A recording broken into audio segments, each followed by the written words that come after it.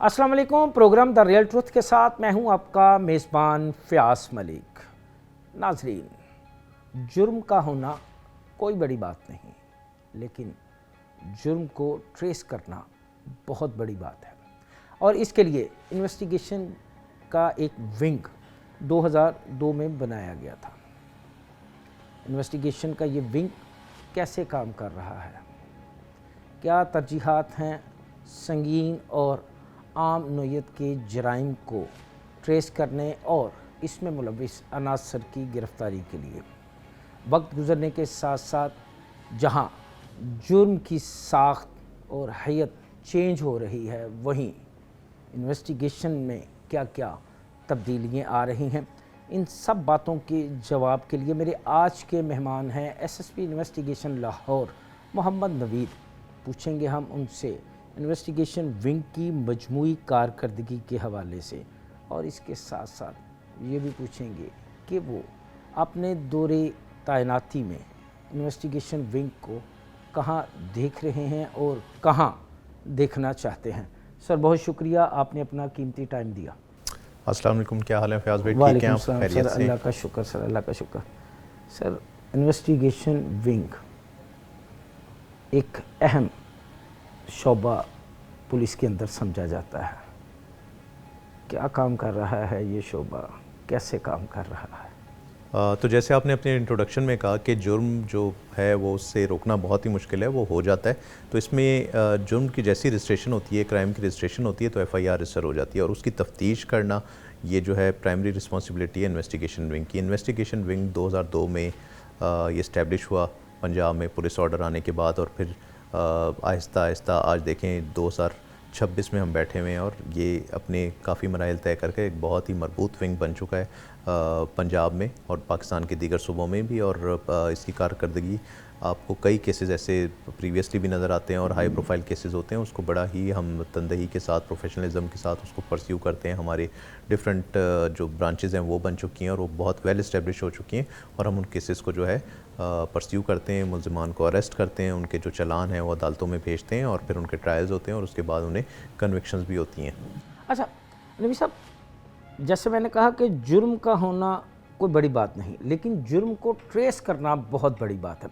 मैं इस जुमले को दोबारा रिपीट इसलिए कर रहा हूँ ताकि इसके तनाजुर में आप मुझे बता सकें कि इन्वेस्टिगेशन विंग जब कोई जुर्म हो जाता है उसकी नोयत को देखते हुए कैसे काम करती है।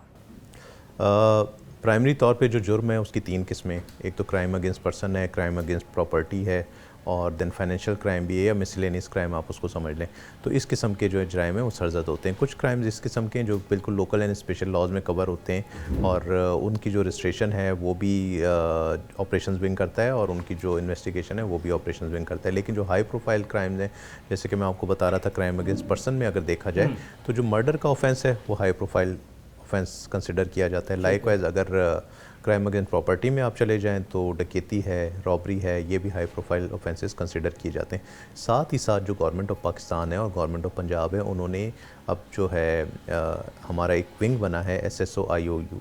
अच्छा। ये स्पेशल सेक्सुअल ऑफेंसेस जो हैं उनके लिए इन्वेस्टिगेशन करने के लिए एक यूनिट बनाया गया है और ये जो है, क्योंकि आपको पता है कि जो हमारी वल्नरेबल सेगमेंट्स ऑफ सोसाइटी हैं जिसमें फीमेल्स आती हैं, हमारे बच्चे आते हैं, तो इनके अगेंस्ट जो भी ऑफेंस होता है तो इसको उसमें कवर किया जाता है। सेपरेट यूनिट बन गया और इसकी बड़ी एक्सपेडिशियसली जो है इन्वेस्टिगेशन करने के लिए तमाम SOPs को कवर करते हुए ये विंग बनाया गया। और इसमें इसका प्राइमरी ऑब्जेक्टिव ये था कि इसमें जो हमारे IOs हों वो इन कोर्सेज़ को करके आएँ और इसमें हमारे साथ डिफरेंट NGOs भी राब्ते में हैं, हमारे साथ जो प्रोसिक्यूशन विंग है वो हमारे राब्ते में है, इसमें हमारी जो ट्रेनर्स हैं वो हमारे जो सब इंस्पेक्टर्स हैं, असिस्टेंट सब इंस्पेक्टर्स हैं, लेडी पुलिस है, उनको ट्रेन करते हैं और फिर हम इसमें एविडेंस कलेक्ट करके और तफ्तीशियों को बड़ी ही मिनिमम, क्योंकि तफ्तीश में सबसे ज़्यादा हमें जो पहले प्रॉब्लम आ रही थी वो ये थी कि एक तफ्तीशी के पास ऑन एवरेज ये भी होता था एट अ टाइम 250 से 300 तफ्तीशें होती थी। 250 से 300 तफ्तीशें, बिल्कुल ये होता था, यहाँ पर इतना इधर वर्कलोड होता था। लेकिन ये कि अब हमने ये किया कि ये जो विंग बना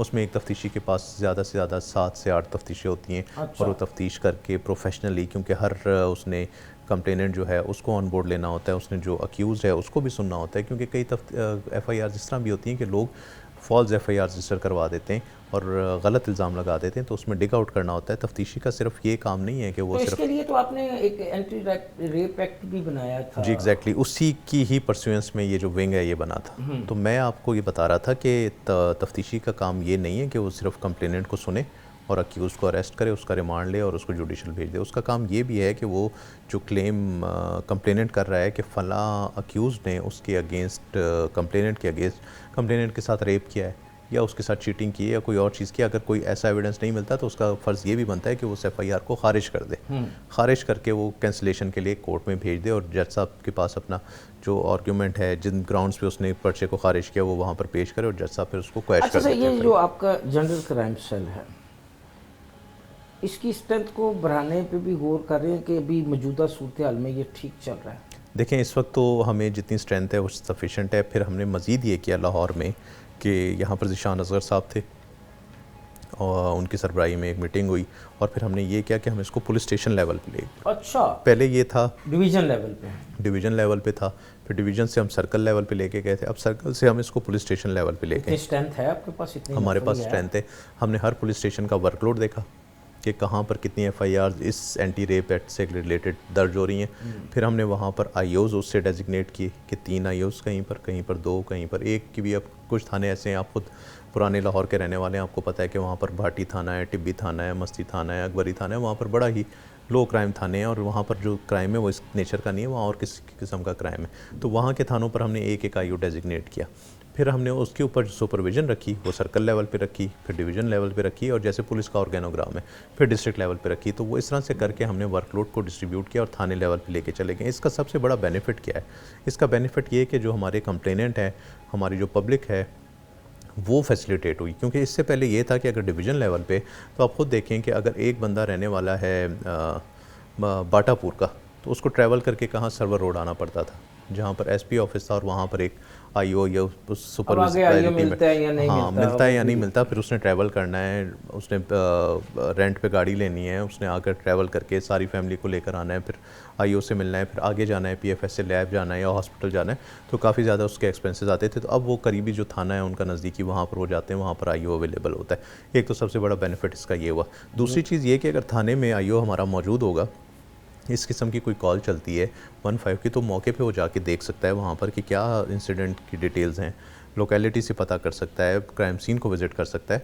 तो बड़ा एक्सपीडिशियस जब चीज़ें हो जाती हैं, देखें फर्स्ट 24 आवर्स जो होते हैं किसी भी क्राइम के, वो बहुत ही इंपॉर्टेंट होते हैं। तो उसमें जाके वहाँ पर शवाहिद इकट्ठे करना, फिर पीएफएसए की टीम ने आना है, वो क्राइम सीन से बहुत सारा ऐसा एविडेंस है जो कि वेस्ट नहीं होना चाहिए, वो वहाँ से कलेक्ट होता है और फिर जो है तफ्तीश आगे चलती है।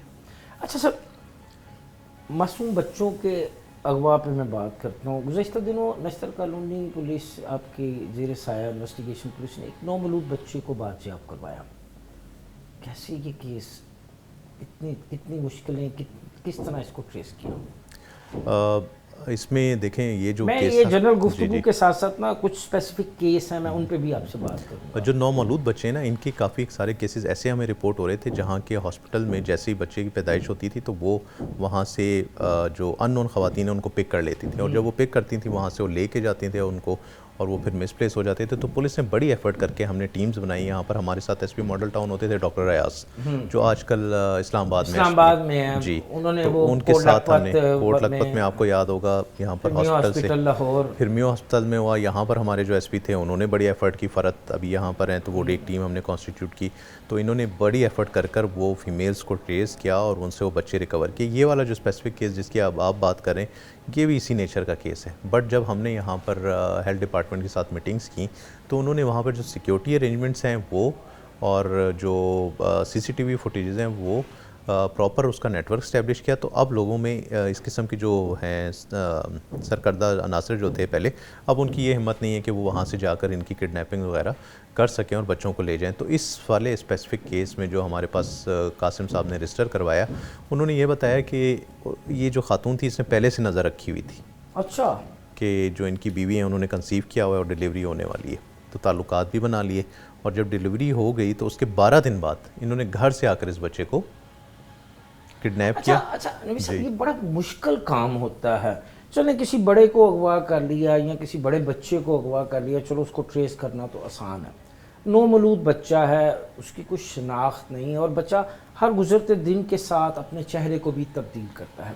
तो ऐसे केसेस की तफ्तीश के लिए क्या कोई डेडिकेट टीम्स हैं या कोई ट्रेनिंग का स्किल जो है उसको बड़ा किया आपने? इसमें देखें, जब भी हमारे इस किस्म के केसेस होते हैं तो हमारे इस किस्म के आईओ जो पहले इन केसेस को ट्रेस कर चुके होते हैं, तो हम उनके साथ बैठ के मशावरत करते हैं, टीम वर्क करते हैं, और फिर उनसे ना सिर्फ ये कि मशवरा लेते हैं बल्कि उनको डेडिकेटेड टीम्स को इनमें इन्वॉल्व करते हैं, मल्टीपल इंटरव्यूज़ करते हैं, तो काफ़ी सारी चीज़ें हमारे सामने आ जाती हैं। बैकग्राउंड देखते हैं तो सस्पिशियस लोग सामने निकल आते हैं, और इस तरीके से फिर हम आगे चलते हैं। फिर काफ़ी सारी टेक्निकल असिस्टेंस भी होती है जिससे ये चीज़ क्लियर हो जाती है कि कौन से ऐसे सस्पिशियस नंबर हैं जो वहाँ पर मूव कर रहे हैं, कौन से ऐसे लोग हैं जो वो सस्पिशियस नंबर्स को यूज़ कर रहे हैं, कौन सी सिम बंद हो गई, कौन सा बंदा जो ऐसा मिसिंग है वहाँ पर, जो पहले अवेलेबल था वो मिसिंग जा रहा है। तो इस किस्म की चीज़ें हैं। काफ़ी सारे जब क्लूज़ मिलते हैं तो एक हम लाइन हमें मिल जाती है जिस पर हम चलते हुए उस सस्पिशियस बंदे तक पहुँचते हैं, और फिर कभी मल्टीपल लाइंस होती हैं, फिर होते होते नैरो डाउन होते हैं, फिर एक लाइन पर जाकर हम इस किस्म के केसेस को भी ट्रेस करते हैं, दीगर केसेस को भी ट्रेस करते हैं। एसएसपी इन्वेस्टिगेशन मोहम्मद नवीद कुरैशी के साथ गुफ्तगू का सिलसिला जारी है, लेकिन यहाँ वक्त हुआ है एक ब्रेक का। हमारे साथ रहिएगा।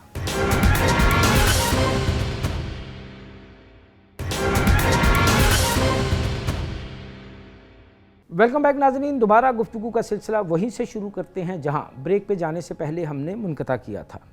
अच्छा नवीद साहब, मुझे बताइएगा कि इन्वेस्टिगेशन विंग के पास कितने क्रिमिनल्स का रिकॉर्ड है, और क्या ये रिकॉर्ड सिर्फ लाहौर के क्रिमिनल्स का है कि पूरे पंजाब के? अब फयाज़ भाई, इसमें मैं आपको बताता चलूँ कि इन्वेस्टिगेशन विंग के जो है एक तो इंतहाई इम्पॉर्टेंट विंग है लाहौर पुलिस का, और उसमें जो हमारे फर्दर ब्रांचेज़ हैं जो कि काम कर रही हैं इन्वेस्टिगेशन विंग में जराइम की बेखुनी के लिए, उसमें सबसे पहले तो ये कि जो हमारे पुलिस स्टेशंस हैं उनका एक ऑर्गेनोग्राम है ऊपर जो कि डीआईजी इन्वेस्टिगेशन तक आता है। डीआईजी इन्वेस्टिगेशन के अंडर ज़ाहिर है मैं एसएसपी इन्वेस्टिगेशन हूँ, हमारे तमाम एसपीज़ हैं, फिर डीएसपीज़ हैं, इंचार्ज इन्वेस्टिगेशन है, और उनके अंडर जो है था पुलिस स्टेशन वर्किंग कर रहे हैं। फिर हमारे एसपी सीआरओ हैं यहाँ पर, उनके साथ एक डेडिकेटेड स्टाफ है जो कि क्राइम रिकॉर्ड ऑफिस है। क्राइम रिकॉर्ड ऑफिस में तमाम ऐसे क्रिमिनल्स जो कि चालान हो जाते हैं और उनका जो रिकॉर्ड है हमारे पास वो यहाँ पर यकजा हुआ है। उसमें कितने क्रिमिनल्स का रिकॉर्ड है ये तकरीबन सीआरओ में? हमारे पास जो है 12 लाख क्रिमिनल्स का रिकॉर्ड है ओवरऑल पंजाब, और उसमें जो लाहौर से रिलेटेड हैं वो भी हमारे पास है, और हमें एक्सेस जब करनी होती है पूरे पंजाब की तो वो भी रिकॉर्ड हमारे पास यहाँ पर अवेलेबल होता है, क्योंकि काफ़ी सारे क्रिमिनल्स ऐसे होते हैं जो कि हैबिचुअल क्रिमिनल्स हैं, हाई प्रोफाइल क्राइम्स में इन्वॉल्व हैं, या वो अगर किसी लोकल एंड स्पेशल लॉज में भी इन्वॉल्व हैं, तो जब भी क्रैकडाउन होता है तो वो यहाँ से रिकॉर्ड जो है हम भेजते हैं, और करैक्टर सर्टिफिकेट जो बनाया जाता है वो भी यहीं से रिकॉर्ड जो है वो सबको दिया जाता है, मुहैया किया जाता है। फिर इसके बाद जो टेक्निकल एनालिसिस विंग है वो भी हमारे पास यहाँ पर, जिसमें सीडीआर एनालिसिस है, जियो फेंसिंग है, फेशियल रिकग्निशन है, वो सारा कुछ है यहाँ पर। फिर हमारी जो यहाँ से कोऑर्डिनेशन है सेफ सिटी के साथ भी है, हमारे यहाँ से पीएसएज हैं वो वहाँ पर हैं, क्योंकि जब हमारे आईओज़ यहाँ से जाते हैं उनको जो रिकॉर्ड चाहिए होता है तो सेफ सिटी से वो उनको प्रोवाइड किया जाता है।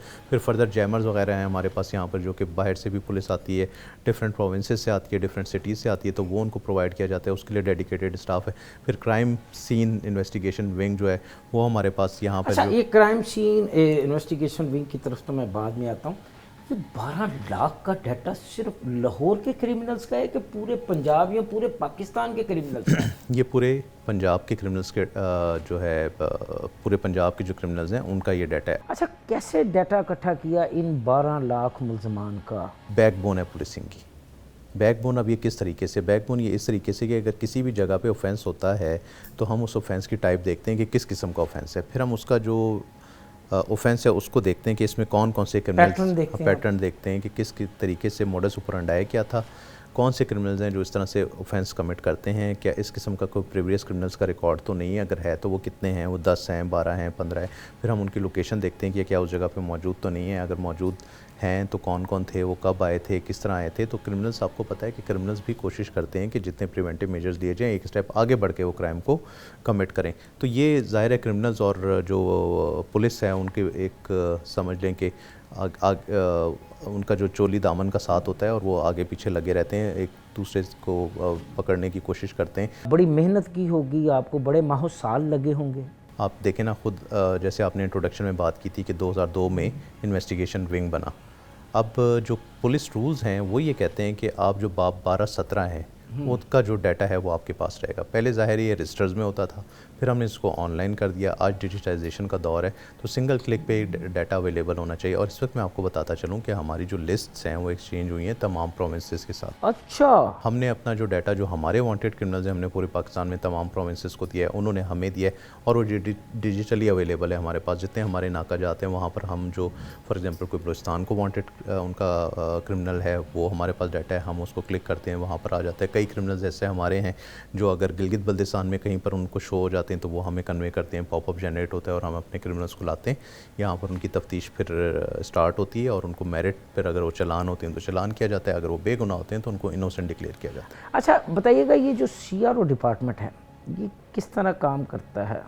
ये डाटा इंतहाई कारआमद है। जैसे मैं बता रहा हूँ, अगर ये डाटा हो ही ना और ये सिर्फ कागज़ में किसी एक रजिस्टर में रखा हो, किसी एक ऑफिस में पड़ा हो, तो ये किसी भी तफ्तीशी को मिलेगा ही नहीं, मुयसर ही नहीं आएगा। तो उसको ये मालूम ही नहीं होना कि फ़लाँ बंदा जिसको मैं मिल रहा हूँ ये मोहल्ले में फिर रहा है या इलाके में फिर रहा है, तो ये आया क्रिमिनल है भी या नहीं है। तो जब ये डाटा डिजिटाइज होता है तो जिसके पास वो एप्लीकेशन होगी उसमें डाटा ओपन हो जाएगा और उस क्रिमिनल की तस्वीर, उसके एंटीसीडेंट्स जितने भी हैं वो सारे होंगे, उसके वेयर अबाउट्स होंगे, उसमें कहाँ मूव करता है, क्या इसका प्रोफेशन है, वो सारी चीज़ होती है। अच्छा, लाहौर में होने वाले क्राइम में जो वाज़ेह तौर पर कमी आई है, इसमें CRO का क्या किरदार है? किस तरह CRO के रिकॉर्ड से आपने मदद हासिल की?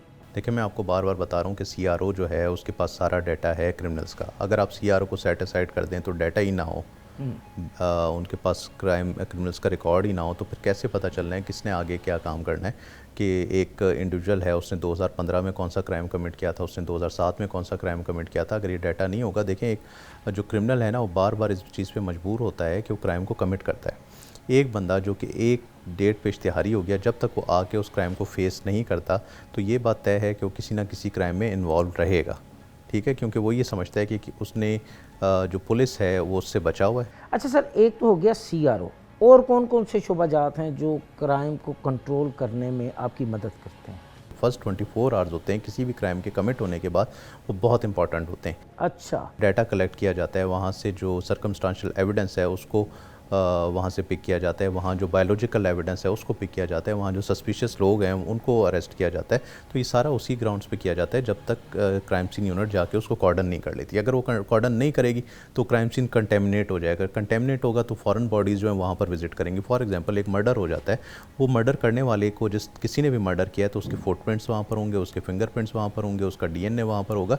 तो ये कलेक्ट करना क्राइम सीन यूनिट का काम है और क्राइम सीन यूनिट की बुनियादी जिम्मेदारी है कि उसको कॉर्डन करे, वहाँ पर कोई इररेलेवेंट बंदा ना आ जाए। अगर इररेलेवेंट बंदा जाएगा तो उसके फिंगरप्रिंट्स भी आ जाएंगे, उसका DNA भी आ जाएगा, तो कल को वो उसको तफ्तीश में शामिल किया जा सकता है। क्राइम सीन को महफूज करने के लिए गुज़श्ता दिनों इन्वेस्टिगेशन पंजाब की जानिब से भी कोई किट्स वगैरह की तकसीम की गई थी। इसको कहा गया था कि भी इसमें किसी किस्म का जो है वो लुकना नहीं छोड़ा जाएगा, तो आपको भी वो किट्स वगैरह मिली? जी बिल्कुल। इन्वेस्टिगेशन पंजाब जो है, देखें वो ओवरऑल जो सुपरविज़न है पूरे पंजाब में वो उनकी है। शहजादा सुल्तान साहब हमारे एडिशनल IG हैं और वो बहुत ही चीज़ों को फॉलो करते हैं, देखते हैं। उनकी पूरी एक टीम है जो कि IG साहब के बिहाफ पे एडिशनल IG साहब इन्वेस्टिगेशन उसको देखते हैं और पूरे पंजाब को सुपरवाइज़ करते हैं। उनकी तरफ से ना सिर्फ ये कि किट्स हमें मिलती हैं, दीगर जो बिल्कुल माइनर इश्यूज़ होते हैं इन्वेस्टिगेशन से रिलेटेड, वहाँ तक वो चीज़ों को मॉनिटर करते हैं, डायरेक्शंस देते हैं। तो वो किट्स हमें मिलती हैं और वो हमारे तफ्तीशों को जाती हैं। फिर जो हर तफ्तीशी की गाड़ी है उसमें इंचार्ज इन्वेस्टिगेशन की व्हीकल में भी वो किट रखी होती है, हर तफ्तीशी को भी वो किट दी जाती है ताकि उसको यूज़ भी करना है। साथ ही साथ ना सिर्फ अब ये भी कहा जा रहा है कि वो मैं ये बात कंप्लीट कर लूँ, ना सिर्फ ये कि किट दी जाती है बल्कि उनको ये किट इस्तेमाल करने की उसमें जो नई रिसर्च होती है वो भी उनको बताई जाती है कि इसको यूज़ कैसे करना है। इस हवाले से कोई रिफ्रेशर कोर्सेज का भी? जी बिल्कुल, रिफ्रेशर कोर्सेज होते हैं और पीरियडिकली होते हैं। अच्छा सर, कहा जा रहा है कि अब ततीमा बयान पे कोई गिरफ्तारी नहीं होगी बल्कि शवाहद की रोशनी में गिरफ्तारी की जाएगी और तफ्तीश के अमल को मुकम्मल किया जाएगा। देखें, ये तो बड़ी क्लियर कट एक डायरेक्शन है। सुप्रीम कोर्ट के एक लार्जर बेंच ने फैसला दिया था कि इन्वेस्टिगेशन विंग किसी भी बंदे को उस वक्त तक अरेस्ट नहीं करेगी जब तक उसके पास सफिशेंट एविडेंस ना हो। सेकेंडली, वो उसको कम्युनिकेट करेगी कि हम आपको किन ग्राउंड्स पे अरेस्ट कर रहे हैं, और अगर वो उसके पास अपनी फेवर में अक्यूज़ के पास एविडेंस नहीं है बताने के लिए कि मैं इन ग्राउंड्स पे इस एविडेंस को जो आप दे रहे हैं वो रिबर्ट करता हूँ और मैं इस तरह इनोसेंट हूँ, तो ये चीज़ तो बड़ी क्लियर है। फिर सेकेंडली आ गई सप्लीमेंट्री स्टेटमेंट। सप्लीमेंट्री स्टेटमेंट का भी यही असूल है कि अगर सप्लीमेंट्री स्टेटमेंट आती है, किसी को वो जो कंप्लेनेंट है वो गुनहगार डिक्लेयर करता है तो वो एविडेंस देगा कि क्या एविडेंस आपके पास है जिन ग्राउंड्स पे उसको गिल्टी वो डिक्लेयर करवाता है, और अगर वो करवाता है तो जो अक्यूज़ है वो बेल भी करवा सकता है, बेल करवा के वो शामिल तफ्तीश हो सकता है और उस एविडेंस के अगेंस्ट जो उसकी फेवर में है अपने पास आर्ग्यूमेंट्स वो दे सकता है। एसएसपी इन्वेस्टिगेशन मोहम्मद नवीद के साथ गुफ्तगू का सिलसिला जारी है, लेकिन यहाँ वक्त हुआ है एक ब्रेक का। हमारे साथ रहिएगा।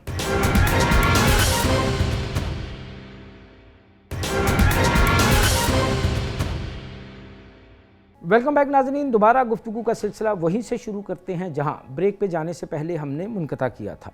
ब्लाइंड मर्डर के वाक़यात को किस तरह आप ट्रेस करते हैं, कैसे इन मुकदमात की तफ्तीश करते हैं, क्योंकि इसमें मकतूल का तो पता होता है जबकि कत्ल करने वाले मुल्ज़मान नामालूम होते हैं।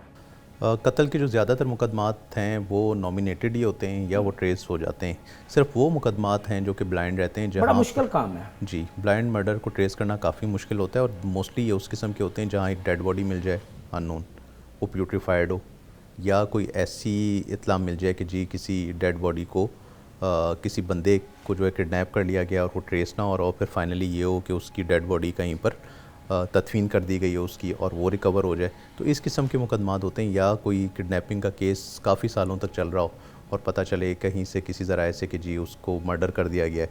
तो ये होते हैं कत्ल के मुकदमात जहाँ पर हम फिर 302 ऐड करते हैं 365 के साथ। अच्छा सर, गुज़श्ता दिनों शुमाली छावनी में भी एक ऐसा वाक़या आया था, एक शख्स जो है वो अपनी साली की तलाश में निकला तो बाद में वो अगवा के बाद कत्ल हो गया था। कैसे इस अंधे कत्ल की वारदात को आपने ट्रेस किया? जी बिल्कुल, इस तरह का एक केस हुआ है शुमाली छावनी में जिसमें जो हमारा जिसमें विक्टिम है वो उसकी साली जो है वो किडनैप हो जाती है और वो कराची में होता है ये इंसिडेंट सारा। वहाँ पर वो FIR रजिस्टर करवाता है और FIR रजिस्टर करवाने के बाद क्योंकि वो कराची का रिहायशी नहीं है तो वहाँ स्टे करना उसके लिए मुश्किल होता है, तो एक इश्तिहार लगा देता है कि जिस किसी को मेरी साली के बारे में इतला हो तो वे फ़लाँ नंबर पे जो अपना मोबाइल नंबर होता है वो दे देता है। तो वहाँ पर एक शख्स है जो कि मोहम्मद सलीम जिसका नाम है, पाक पतन का रिहायशी, वो नंबर इश्तिहार देखता है और वो इस नंबर पे कॉल करता है कि जी मुझे आपकी साली के बारे में मेरे पास मालूमात हैं, तो आपने जो इनामिया रकम रखी हुई है उसका हाफ़ 50% मुझे भेज दें तो मैं आपको इतला दे देता हूँ। तो इसी पे इनकी बहस व तकरार होती है और ये कहते हैं नहीं तुम पहले मुझे इतला दे दो तो मैं तुम्हें पैसे दे दूँगा। खैर वो ये बात ख़त्म होती है उनकी। तो जब ये मोहम्मद सलीम जो कि इसमें इतला दहिंदा का रोल प्ले कर रहा है वो जब लाहौर आता है तो इन दोनों का यहाँ पर आकड़ा टाकरा होता है, मिल जाते हैं एक दूसरे को। तो ये जो हमारा मकतूल है इसमें वो इससे कहता है कि तुम जो है मुझे इतला दो, तुम्हें पता है मेरी साली कहाँ है तो तुम मुझे अभी लेकर चलो। तो मोहम्मद सलीम क्योंकि अपनी फैमिली के साथ होता है वो इससे कहता है कि चलो पाक पतन चलते हैं, मैं अपनी फैमिली को ड्रॉप कर देता हूँ फिर हम वहाँ से रवाना होंगे। तो मकतूल जो है उसके साथ मोहम्मद सलीम के साथ पाक पतन जाता है। पाक पतन पहुँचने पर मोहम्मद सलीम ये करता है कि वहाँ पर ये जो सुआ होता है जिससे बर्फ़ तोड़ी जाती है उससे उसको कत्ल कर देता है और वहीं तदफीन कर देता है। अब जब वो तदफीन वहाँ पर करता है तो मोहम्मद जो ये हमारा मकतूल है इसकी बीवी यहाँ पर हमारे पास शुमाली छावनी में किडनैपिंग की रिपोर्ट दर्ज करवा देती है। किडनैपिंग की रिपोर्ट जब दर्ज कराती है तो पुलिस क्योंकि ज़ाहिर है अपनी टेक्निकल एनालिसिस भी करती है, वो आप उस मुल्ज़िम को फुटवर्क भी करते हैं। तो हम जब उस मुल्ज़िम को गिरफ़्तार करते हैं तो वो सारी स्टोरी जो है ये डिस्क्लोज़ होती है कि इस तरीके से इनकी आपस में कैसे पकड़ते हैं आप मुल्ज़िम को। जैसे कि जुर्म की ये दास्तान शुरू होती है कराची से लाहौर आती है, लाहौर से पाक पतन और मुख्तलिफ़ अजला में जाती है। बड़ी मेहनत की होगी इस मुल्ज़िम को गिरफ़्तार करने में। मैं आपको जैसे बता रहा था कि आजकल डिजिटाइजेशन का दौर है, ये जब से मोबाइल आया है हम सब की ज़िंदगी में तो काफ़ी सारी चीज़ें ऐसी हो गई कि हमें मल्टीपल कॉल्स आती हैं जो कि पूरे पाकिस्तान से आ रही होती हैं, इंटरनेशनल लेवल की भी लोगों को कॉल्स आती हैं, लोगों के राब्ते हैं। तो वो कहीं ना कहीं जो क्रिमिनल टेंडेंसी है लोगों के जहनों में, अब ये देखें इसके बैकग्राउंड में आप देखें तो एक छोटी सी चीज़ उसके जहन में आई थी कि मैं सिर्फ फ्रॉड करके इतने पैसे मैंने ले लेने, लेकिन कत्ल की इस वारदात का सबब है फ्रॉड, लालच। जी, लालच। अच्छा। और वो लालच कहाँ कल्मिनेट होता है कि वो मर्डर कर देता है। मर्डर अब करता क्यों है, उसमें इंटेंशन क्या है? क्योंकि जो हमारा यहाँ पर मकतूल है उसको ये होता है कि इसको मेरी साली का पता है, या तो इसने मेरी साली को ख़ुद किडनैप किया है या इसने उसको कहीं गायब कर दिया या कहीं भेज दिया। अब उसको ये थ्रेट होता है मोहम्मद सलीम को कि अगर मैं उस केस में अरेस्ट हो गया तो मैं ही भुगतूंगा वो पूरा केस। हालांकि उसके जहन में सिर्फ इतनी सी चीज़ होती है कि मैंने 50,000 रुपये कमाए, यानी 50,000। अच्छा जी, कत्ल की एक और ऐसी ही वारदात हुई थी बागबानपुरा के इलाके में जहाँ एक शख्स को कत्ल करके वहीं दफना दिया गया था। इसके मुल्ज़मान कैसे गिरफ़्तार हुए? इसमें देखें सबसे पहला तो जो स्टेप है ना वो CCPO साहब लाहौर जो है हमारे बिलाल सदीक कमियाना साहब, उनकी एक डायरेक्शन है कि कोई भी ऐसा हाई प्रोफाइल केस होगा तो एक तो इंचार्ज खुद ही तफ्तीश करेगा। इससे अच्छा। पहले हमने ये भी देखा है कि इस किस्म के केसेस होते हैं तो इंचार्ज नीचे मार्क कर देते हैं और वो फिर वो फोकस नहीं रहता। तो ये हाई प्रोफाइल केसेस जैसे ब्लाइंड मर्डर है या मर्डर है, वो इंचार्ज खुद ही तफ्तीश करता है। तो उसके पास रिसोर्सेज अवेलेबल होते हैं, थाने की गाड़ी है, आईटी की टीम है, फिर उसकी कोऑर्डिनेशन है विद हमारे सीआरओ, तो उसके लिए ज़रा इजी होता है। और फिर देन पीएफएस से जाना है, मेडिकल करवाना है, उसके कॉन्टैक्ट्स भी होते हैं, कोऑर्डिनेशन भी बेहतर होती है। और बतौर इंचार्ज एक उसकी ज़ाहिर एक वैल्यू है, एसएचओ के पैरेलल वो काम कर रहा है, तो उसके लिए चीज़ों को मैनेज करना, टाइमली करना, एफिशिएंटली करना वो ज़रा ज़्यादा इजी होता है। एक तो ये फैक्टर है। सेकेंडली, ये तमाम केसेस जो हैं मर्डर के, ये एसपी लेवल पे भी सुने जाते हैं, एसएसपी ऑफिस भी सुनता है, डीआईजी ऑफिस भी सुनता है, और वीकली मीटिंग जो सीसीपी साहब की होती है वो भी सुनते हैं। तो इस पे हमारी वर्किंग होती है, पूछगछ होती है नीचे थानों से, तो इसलिए ये एफिशिएंटली अच्छा, इस केस को कैसे ट्रेस किया? ये भी अच्छा, बड़ा ये केस जो है ये भी बड़ा इसमें दो खवातीन भी इन्वॉल्व हैं। चैलेंजिंग था ये केस। इसमें जो मकतूल है ये जिस जो फार्म हाउस पे काम करता है वहाँ पर ये ख़वातीन भी होती हैं। अब ये जो ख़वातीन हैं ये बेसिकली एडिक्ट हैं। अच्छा। तो जो मकतूल है वो इनको मना करता है कि तुम लोग ये एडिक्शन जो है ये गलत काम है, ये ना करो।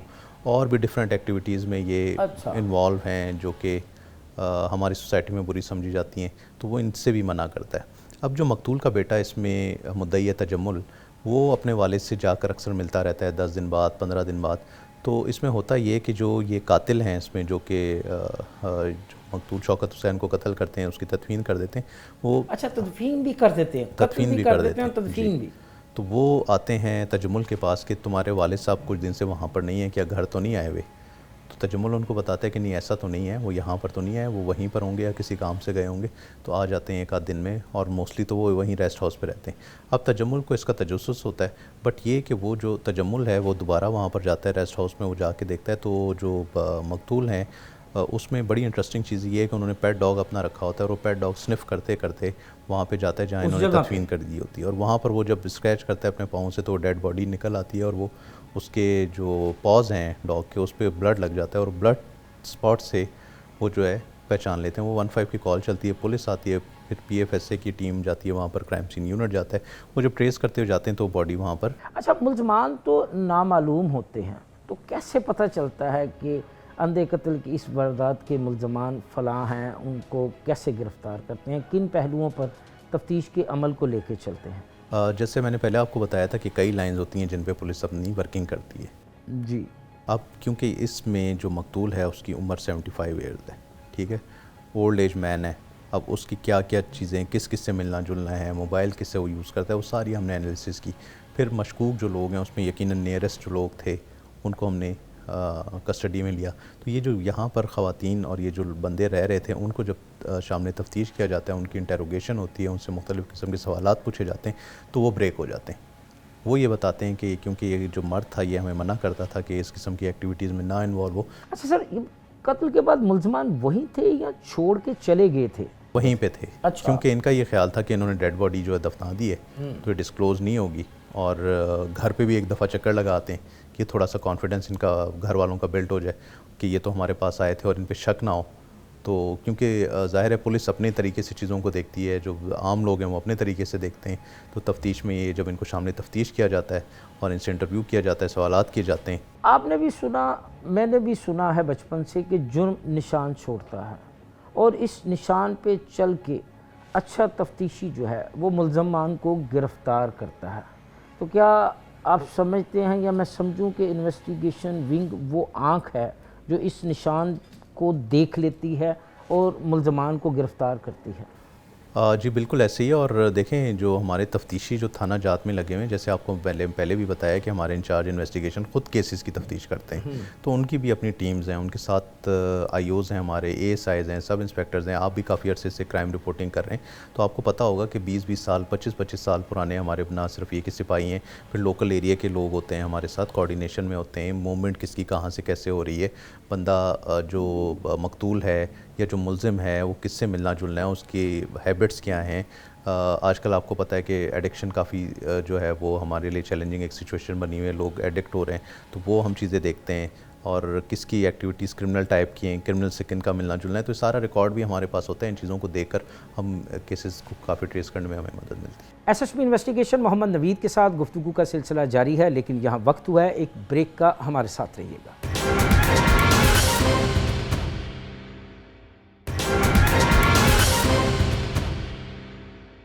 वेलकम बैक नाज़रीन। दोबारा गुफ्तगू का सिलसिला वहीं से शुरू करते हैं जहां ब्रेक पे जाने से पहले हमने मुनक़ता किया था। अच्छा सर, लाहौर के क्राइम में 62% कमी आई है। क्या आप समझते हैं कि इसमें सीसीडी का कोई किरदार है? देखें, सीसीडी के बनने की वजह से यकीनन मैं ये कहूँगा कि काफ़ी सारी तफ्तीशें जो उनके पास गई हैं और वो इन्वेस्टिगेट करते हैं। इस इन्वेस्टिगेशन विंग जो है ये तो एज़ पर पुलिस रूल्स और पुलिस ऑर्डर इन्वेस्टिगेशन विंग बना था, और जो हमारा काम है वो हम कर रहे हैं। सीसीडी अपना काम कर रही है। क्राइम रेट यकीनन गिरा है, जिसमें ना सिर्फ ये कि ऑपरेशंस विंग की, इन्वेस्टिगेशन विंग की, सीसीडी की एक जॉइंट एफर्ट है, और हम ये उम्मीद रखते हैं कि आने वाले दिनों में हम मज़ीद भी इससे जो है क्राइम को कंट्रोल करेंगे। और क्राइम कंट्रोल करने की जो बुनियादी मैं आपको बता दूँ जो कुलिया है वो यही है कि जो डिटेक्शन है वो इसको कम करती है। अच्छा, आपके टनोर में इन्वेस्टिगेशन विंग की झोली में कितनी कामयाबियाँ हैं? कितने फ़ीसद क्राइम इन्वेस्टिगेशन विंग ने काम किया है? मैं अगर इस वक्त आपको बताऊं तो 67% जो केसेस हैं 2026 के 67 वो हम चलान कर चुके हैं। अच्छा, और अब तक के? जी, 2026 के, और जो 2017 से लेकर 2025 तक के हमने ऑलमोस्ट 90% केसेस जो है वो चलान किए हुए हैं। 25 के कुछ हमारे पेंडिंग है, इनकम्प्लीट चलान हैं, कुछ प्रोसिक्यूशन के पास हैं, कुछ हमारे जो है वो अंडर इन्वेस्टिगेशन है, तो वो पेंडिंग है। बाकी हम चलान कर चुके हैं और इनके केसेस जो हैं वो अंडर ट्रायल हैं कोर्ट्स में। अच्छा सर, बहसियत एसएसपी इन्वेस्टिगेशन लाहौर क्या समझते हैं कि इस विंग में क्या क्या तब्दीलियाँ की जाएँ जिससे इसकी कारकर्दगी मज़ीद बेहतर हो जाए? देखें, इन्वेस्टिगेशन विंग का जो बेसिक प्रॉब्लम है वो ये है कि हमारे पास जितनी केसेस की रजिस्ट्रेशन है, एक तो कॉस्ट ऑफ इन्वेस्टिगेशन का हमें प्रॉब्लम आता है, और काफ़ी सारे लोगों के केसेस इस तरह के हैं। क्रिमिनल जो है वो यही नहीं होता कि नेक्स्ट डोर नेबर ही हो, हाँ, तो वो दूसरे डिस्ट्रिक्ट्स में भी होते हैं। हाँ जी, उनके लिए रेड्स करना, वहाँ पर जाना, वहाँ पर आना, तो हमारे जो कॉस्ट है वो काफ़ी ज़्यादा आती है। व्हीकल्स अगर ज़्यादा हों वो बेहतर है, प्लस जो रेगुलर ट्रेनिंग्स हैं वो हमारी हम खुद भी कंडक्ट करवाते हैं, और वो अगर हायर लेवल पे भी हों तो काफ़ी ज़्यादा बेहतर हो जाएगा इसमें। और इसमें इन्वेस्टिगेशन विंग जो है उसकी एक तो हमारी जो कोऑर्डिनेशन है विद प्रोसिक्यूशन वो मज़ीद और इम्प्रूव हो जाए तो इससे ज़्यादा बेहतरी होगी, आवाम को सहूलत होगी इससे। अच्छा सर, क्या वजह है क्यों इन्वेस्टिगेशन विंग को इसका मुकाम नहीं मिल सका? 2002 से अब तक इसको 24 साल हो गए हैं, 25वां साल जारी है। इसको वो मराहत नहीं है जो ऑपरेशन विंग को दी गई हैं। ऑपरेशन विंग देखें, जो पुलिस बनी थी बेसिकली वो तो एक ही थी इनिशियली, जो 1861 के पुलिस हमारा एक्ट कहता है, देन उसके बाद CRPC आती है, PPC आती है, उसमें इन्वेस्टिगेशन ऑपरेशन डिवीज़न नहीं थी। SHO ही जो है, SHO ही उसमें है जो मेजर रोल प्ले कर रहा है। तो इसको 22 साल हुए, और इन्वेस्टिगेशन विंग सबको पता है क्या काम करती है। इन्वेस्टिगेशन विंग ही मैं समझता हूँ कि जो FIR देखें, जो कंप्लेंट्स आती हैं ना ऑपरेशन विंग के पास, क्योंकि मैंने ऑपरेशन में भी काम किया है, इन्वेस्टिगेशन में भी किया है, तो 75% जो कंप्लेंट्स हैं वो इस किस्म की होती हैं जो कि कॉग्निजेबल ऑफेंस मैं ये समझता हूँ कि नहीं होती हैं, तो उसको ऑपरेशन विंग ही डील करता है। ठीक है। तो मेजॉरिटी ऑफ द पब्लिक को डील करते हैं। 25% ऐसी जो कन्वर्ट हो जाती हैं FIRs में, तो 25% वर्कलोड हमारे पास आता है। 25% में भी से मैं आपको बताता चलूँ कि 2024 में हमने ऑलमोस्ट 50,000 FIRs कैंसिल की थी। ठीक है ना, 50,000 कैंसिल की थी, जिसमें ये FIRs हो कैसे गई? ये FIRs उन्होंने वेरिफिकेशन की होगी। अगर कंप्लेनेंट अक्सर जो है FIR जब करवाता है वो कि उसकी डिटेल्स प्रॉपर नहीं देता, अगर वो 3 दफ़ा बुलाने पे नहीं आता तो FIR हो जाती है। FIR करवाना बुनियादी हक है किसी भी इंडिविजुअल का, 154 जो सेक्शन है वो रजिस्टर करना होता है उनको। अच्छा, वो FIRs होगी, वो कैंसिल होगी, जिसमें 37,000 ऑलमोस्ट कोर्ट्स ने एग्री कर लिए। लाइकवाइज इतनी ही फिगर तकरीबन 2025 की है। अब जो बाकी बचती हैं उसमें फिर अरेस्ट करना, वो सारा कुछ करना, लोगों की रिकवरी अंदर आना, हमने ह्यूज अमाउंट में रिकवरीज की है। मेरा यहाँ पर ये रहा है कि हमने ना सिर्फ ये क्या ह्यूज रही रिकवरी की, ई गैजेट का मैं आपको बताता चलूँगा कि जो हमने करोड़ों रुपए की मालियत के ना सिर्फ ये मोबाइल रिकवर किए हैं, लोगों के ज्वेलरीज रिकवर किए हैं, लोगों की जो प्रॉपर्टीज़ हैं वो रिकवर किए हैं, गैंग्स को पकड़ा है हमने, हाई प्रोफाइल केसेस जो हैं वो किए। तो जैसे मैं पहले आपको बता रहा था 90% केसेस का हम चालान कर चुके हैं। ठीक है। सेकेंडली, लोग ये समझते हैं कि रिकवरी कराना पुलिस का काम है, कोई पुलिस का काम नहीं। तो किसका काम? ठीक है ना, पुलिस किसी भी कानून में नहीं लिखा हुआ, आपने बड़ा पढ़ा होगा कानून, ठीक है ना। आप जितने अरसे से कर रहे हैं, पुलिस का काम है सिर्फ रिकवरी कराना और सर्कमस्टांशियल एविडेंस इतना करेक्ट करना कि क्रिमिनल को उसके साथ एसोसिएट किया जाए कि इसी ने ये चोरी की।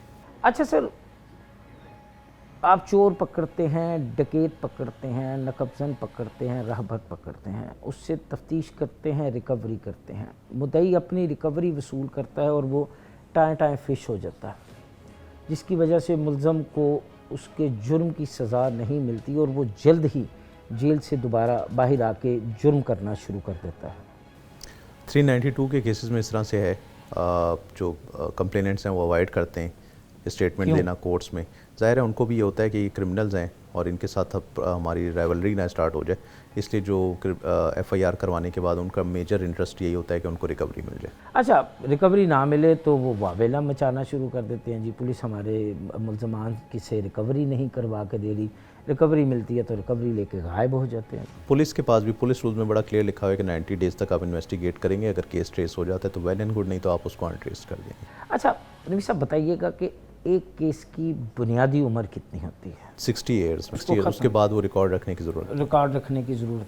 अच्छा, बहसियत एसएसपी इन्वेस्टिगेशन, आप क्या समझते हैं कि इन्वेस्टिगेशन विंग में क्या क्या किया जाए जिससे इसकी कारकर्दगी मज़ीद बेहतर हो जाए और ये एक मिसाली विंग बन जाए? मेरा तो ये जो है जहन में सबसे पहली चीज़ तो ये है कि हर केस को एक मंतकी अंजाम तक पहुंचना चाहिए। मंतकी अंजाम से मेरा मकसद ये है कि हर केस को चालान होना चाहिए, चालान होना चाहिए या वो केस कैंसिल होना चाहिए। चालान भी वो होना चाहिए जो कंप्लीट चालान हो। अगर एक एफआईआर में 10 मुल्ज़िमान हैं तो 10 के 10 का स्टेटस क्लियर होना चाहिए। काफ़ी सारे केसेस ऐसे भी देखे गए हैं जहाँ पर मुल्ज़िमान का नाम तो लिख दिया जाता है, ना उनकी वल्दियत होती है, ना उनका CNIC होता है, ना उनका मोबाइल जान छुड़ाने वाली है। 10 साल बाद पता चलता है कि वो जो मुल्ज़िमान थे उनको अब नामज़द किया जा रहा है और उनको PO बना दिया गया है, ठीक है, और ये उनके साथ ज़्यादती होती है। तो इस किस्म की ज़्यादतियाँ नहीं होनी चाहिए, बड़ा क्लियर होना चाहिए। और ये मैंने अपने टेन्योर में इस चीज़ को इंश्योर किया है कि जितनी भी FIRs हमारे सामने आए हम उसमें कंप्लीट चालान भेजें, या तो कंप्लीट चालान भेजें या उस पर्चे को खारिज कर दें। और जो पर्चा खारिज हो तो वो ये भी हमने क्रिमिनल जस्टिस कोऑर्डिनेशन कमेटी की मीटिंग होती है जिसमें तमाम जो हमारे लाहौर के डिपार्टमेंट हैं वो सेशन जज साहब के अंडर जो कि क्राइम को डील करते हैं वो वहाँ पर मौजूद होते हैं। तो हम वो भी रिपोर्ट सर को पेश करते हैं जिसमें जितने केसेस कैंसिल हुए हैं तो वो कोर्ट से भी एग्री हों ताकि वो पेंडिंग ना पड़े रहें, क्योंकि जब वो पेंडिंग पड़े रहते हैं तो चेंज ऑफ इन्वेस्टिगेशन में किसी भी वक्त कंप्लेनेंट या अक्यूज़ड आके उसको चेंज करवा सकता है। तो अगर वो जो कॉम्पिटेंट अथॉरिटी है हमारे मजिस्ट्रेट्स हैं, अगर वो उसको एग्री कर लेते हैं तो वो केस फिर क्लोज हो जाता है। अच्छा सर, तफ्तीश के इस अमल में सियासी मुदाखलत का अंसर क्या है?